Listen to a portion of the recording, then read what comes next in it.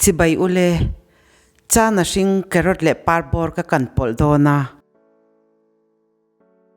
Chana sing hi akor ti hian ka hi ka, ana chin zong hi ka payanga, ati tui vere ulutuka.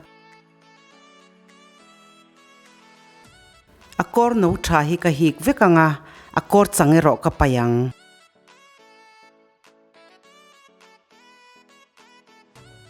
Akor no hi atui vere ulutuka, hi olsam sia hi anuam topa. Hi uluk hi angai vere ulutuk, abung du rewa.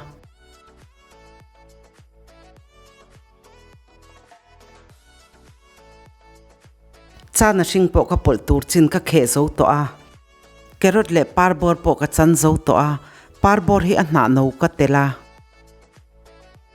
Ka chum photang ka kan ma in. Chana sing hi amin har de uleka, ka chum masa a.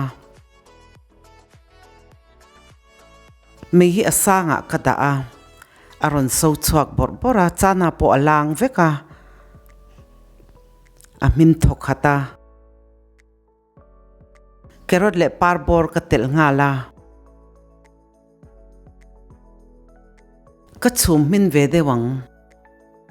Carrot Chana sing le Parbawr hi ay mil moy tok om ang kasyam pola. Carrot le Parbawr ka thak nu hiya minit nga don ka chuang le to a. May ka off ha.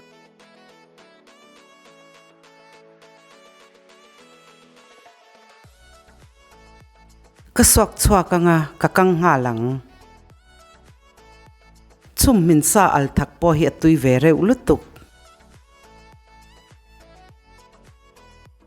Tel kan turmilin kan tel don niya. Tel po lum veto a.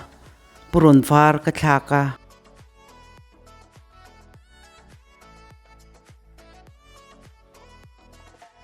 Purun po a minto a.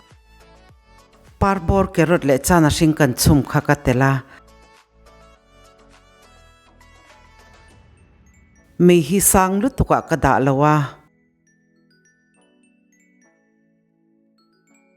Chi ka ala. Thing marcha ka tela. Ahul lutuk te ni chuan tuitlem kan leyanga. Amin sa deuh thove kanya chuan reyangai lawa. Ka channel min clear saka wangin kalome.